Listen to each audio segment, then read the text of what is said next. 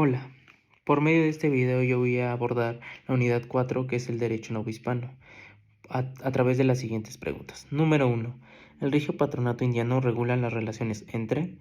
El Regio Patronato Indiano regulaba las relaciones entre el Estado español y la Iglesia, otorgando al rey la autoridad para intervenir en asuntos religiosos de las colonias, como el control de parroquias, diezmos y nombramientos, reflejando su poder tanto religioso y espiritual como en el Estado. ¿Esto qué quiere decir? Que el rey tenía la autoridad de intervenir en asuntos religiosos, como ya mencioné, en la organización eclesiástica, como el control de parroquias, diezmos y nombramiento, pero asimismo tenía la facultad y el dominio en asuntos del Estado, es decir, en intereses o aspectos como lo es la política, la economía y los aspectos sociales o el contexto social en el que se estaba teniendo en la Nueva España. Ahora pasamos a la segunda pregunta, que dice, ¿qué es la encomienda? La encomienda fue una concesión que la corona otorgaba a los conquistadores como premio por sus servicios. Estos recibían grupos de indígenas para evangelizarlos y protegerlos, pero en la práctica los sometían a trabajo forzado y tributos, convirtiéndose en una forma de explotación. Tal y como lo menciona la respuesta de esta pregunta, el rey, a manera de premiar a los conquistadores por sus servicios ante la conquista, les cedía un grupo de indígenas o grupos de indígenas con el pretexto o el supuesto de evangelizarlos, es decir, de cuidarlos y enseñarles la fe cristiana. Sin embargo, esto no fue así, porque en la práctica se visualizó que este grupo de indígenas era muy vulnerable, era muy explotado, se les reprimía y entonces ellos únicamente lo que tenían que era pues su fuerza de trabajo, pero asimismo pagarle tributos a los mismos españoles, es decir, a los que el rey premió. Ahora bien, ahora pasamos a la pregunta número 3. ¿Cómo fue la estructura jurídica de la sociedad novohispana? La estructura jurídica novohispana se basó en un sistema mixto de derecho común y derecho especial. El primero aplicaba las leyes generales de España y el segundo las dictadas específicamente para las Indias.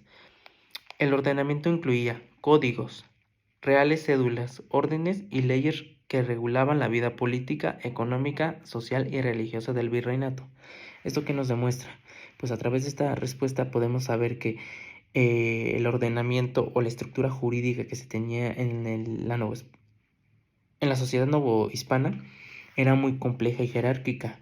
Es decir, que habían leyes que eran basadas en la sociedad española, pero también se tenía que estaban adaptadas estas normas para la realidad colonial y asimismo regulaban la vida política, económica y social de esa misma época. Muy bien, ahora pasamos a la pregunta número 4. La pregunta número 4 nos dice, ¿qué son las mercedes reales? Las mercedes reales eran concesiones de tierras que el rey otorgaba a los conquistadores como recompensa. Muchas de esas tierras pertenecían a los pueblos indígenas, lo que provocó despojos y conflictos, ya que los españoles aprovecharon de estas mercedes para apropiarse de terrenos comunales. Pues sí, las mercedes reales eran igualmente premio, una manera de premio que el rey le cedía a los españoles. Sin embargo, lo que no contempló el rey era que esas tierras, esas concesiones que les otorgó, pues eran de comunidades indígenas. Entonces se aprovechó de esas tierras y se las cedió a los españoles, sabiendo que legítimamente eran de ellos. Entonces esto provocó que las comunidades indígenas pues se indignaran, se molestaran ante la injusticia, ¿no? De que como el rey pues podía disponer de sus tierras y cedérselas a los españoles cuando en realidad eran de ellos, y no porque no las habitaran quería decir que estaban pues abandonadas, ¿no? Sino que si eran de ellos, simplemente que el Estado no las reconocía o simplemente se aprovechó de eso para cedérselas. Ahora muy bien, pasemos a la última pregunta, que es ¿cuál era el principio rector de la política indiana llamado suplicación de leyes? Pues bueno, suplicación de leyes. Ese principio se le denominó de la siguiente manera. Se obedece pero no se cumple. Se adaptaban las leyes españolas a las condiciones de América. ¿Eso qué nos quiere decir? Pues que este principio nos permitía que las autoridades coloniales obedecían o acataban lo que manifestaba el rey o la corona española, es decir, lo que el rey mencionara, refiriera o decía, las autoridades, pues sí, más jerárquicamente más abajo, pues ellos obedecían y acataban las órdenes, siempre y cuando esto generara un bien común en la sociedad. Si lo que el rey estipulaba, lo que el rey decía, generaba un bien social, un bien común, si se le cumplía esa ley, si se le obedecía, pues.